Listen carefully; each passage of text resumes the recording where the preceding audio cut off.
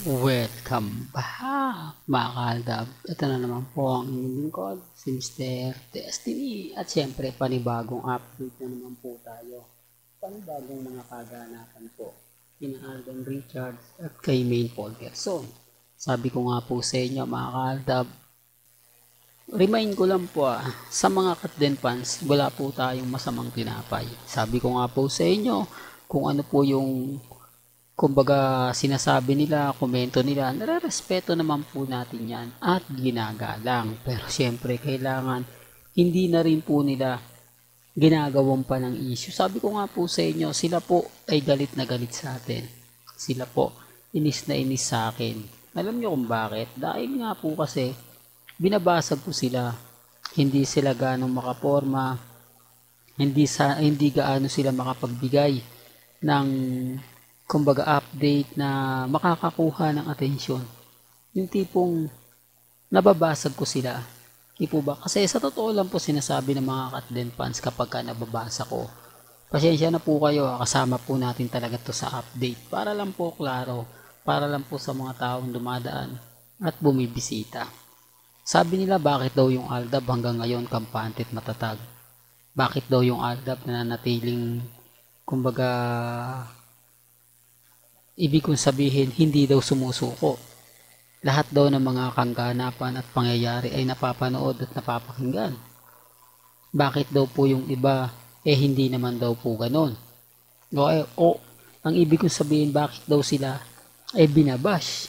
Remind ko lang po sa inyo, ang dami po kasing ginagawang edited video, edited picture ng Armain. At never po yung ginawa ng Aldab Nation. Yun po yung pagkakaiba namin. Lahat ng mga binigay ko, throwback video lang, throwback picture. Pero hindi po kami gumawa at ganun kabiter. Hindi po ba? Kaya nga po sa ambush interview ni Alden, binasag talaga niya. Hindi po ba? Binasag po talaga ni Alden. Kasi nga po mga kaaldab, makukulit po sila. Yung tipong kung ano-ano lang ginagawa nila para makakuha ng simpatya. Na syempre nagagalit din po si Tisoy. Makikita rin naman kasi ni Alden Richards, napapanood din naman po niya yung mga pinaggagawa. Kaya nga po nag-react siya nung tinanong na naman siya sa karelasyon. Kung sino nga po ba talaga yung taong karelasyon ni Alden Richards. Siyempre walang iba yan kundi si Mrs. Polgerson. Pansin nyo yung mga post ni Mengay sa kanyang Instagram. May kita nyo na talagang hindi niya lagi sinasama si Congressman Ardo. Tapos di po ba, nag-post tayo ng mga pagkain, nang kumakain si na Alden, nag-post din si Mengay ng mga ganito. Kaya nga sabi ko sa inyo, yung bakanting upuan, umaayon po talaga para kay Mengay. Ang problema lang po, syempre, sino nga naman po maniniwala sa akin? Syempre, Aldab Nation pa rin. Kaya nga po nandito kayo sa channel ko dahil alam po ninyo, na Aldab lang ang ina-update ko. Alam po ninyo na 101% lahat ng mga sinasabi natin, pinapaliwanag natin, ay galing po mismo. Hindi po ba? Kila Mengay at kay Alden. Maraming kwento ang lumalabas ngayon. Maraming senaryo ang nagsasabi na keso ganito, keso ganon. Dito ramdam nyo Dito ramdam nyo na maging relax lang. Hindi po ba? Maging kampante lang.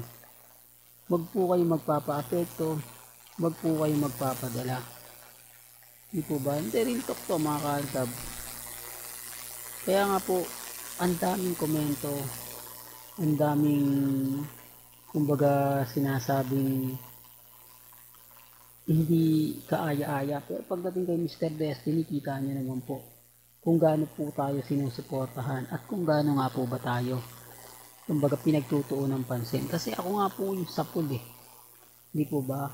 Sapul na sapul to po mga kaaldab. Yung mga pinapost natin, pinapakita natin.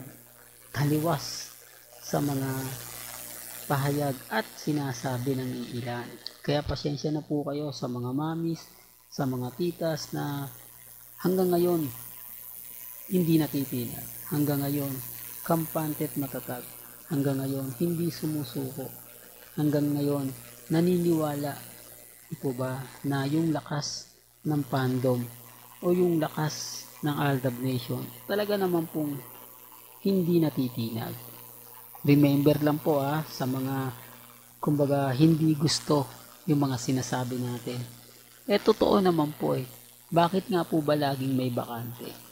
Bakit nga po ba pag may mga ambush interview binabasag na ni Alden Richards? Ito yung pagkakaiba noon at ngayon.